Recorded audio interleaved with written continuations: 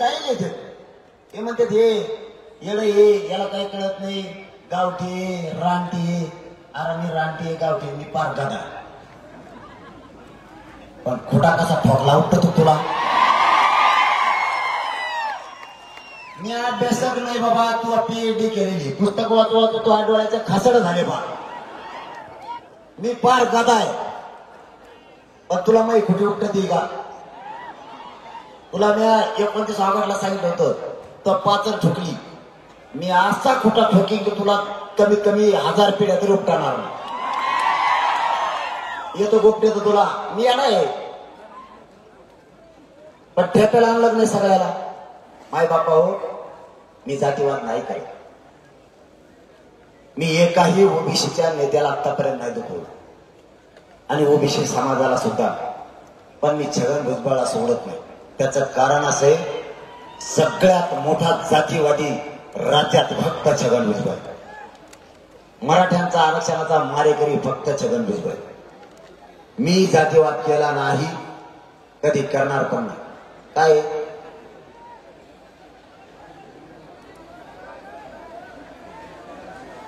Ambulance मध्ये पाठवा, नेलं का?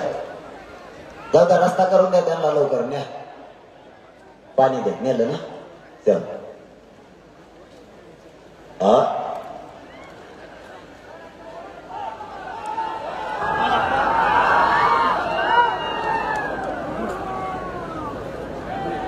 हेच कळत नाही त्याला.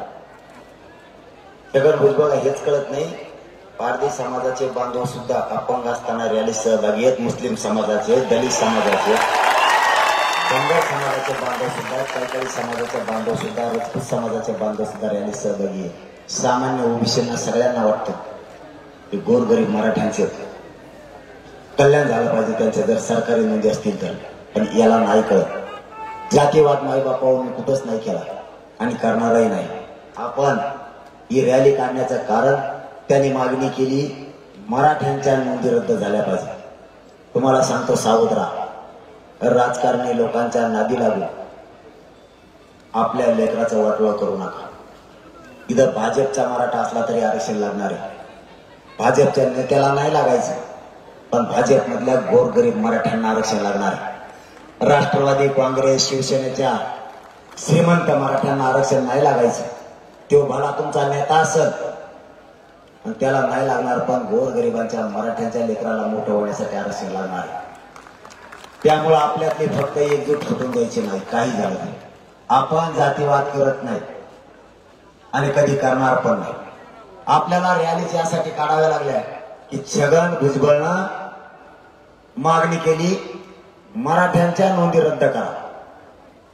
एकही मायबापल्यानं आणि मायबाप मराठ्यांना एकही नोंद रद्द होऊ द्यायची नाही. एक सुद्धा नसता. राज्यातले अख्खे रस्ते जाम करायची वेळ आली तरी हरकत नाही, पण नोंदी रद्द मात्र मराठ्यांच्या होऊ द्यायचा.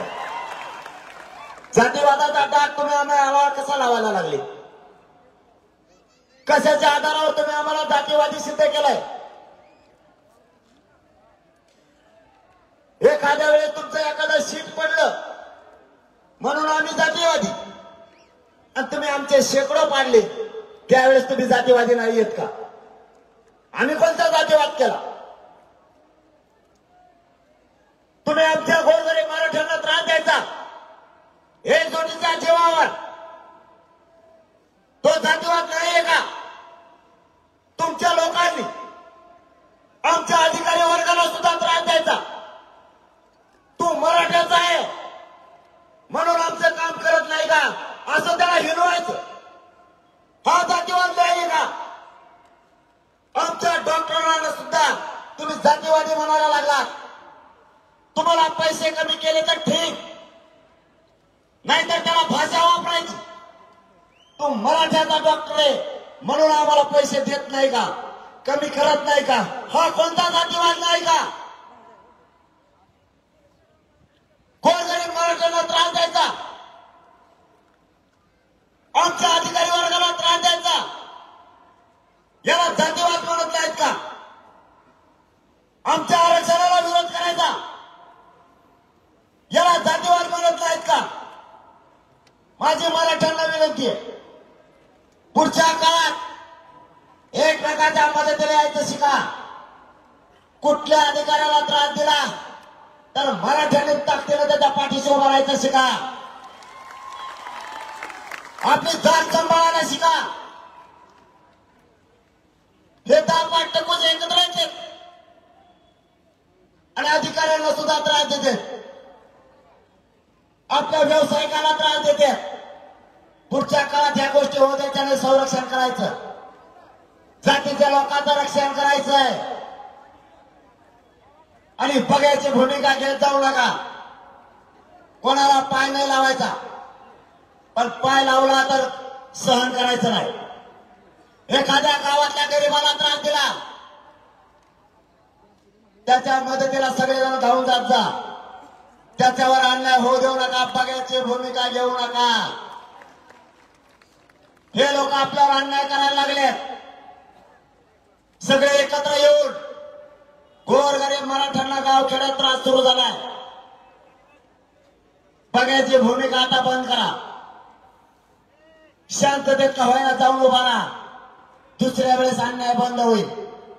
काही झालं तरी मी मात्र मागे हटत नाही. मला फक्त तुमचा आशीर्वाद आणि साथीची गरज आहे. यांच्या किती टोळ्या एकत्र येऊ तुम्ही त्याची काळजी करू नका. आतापर्यंत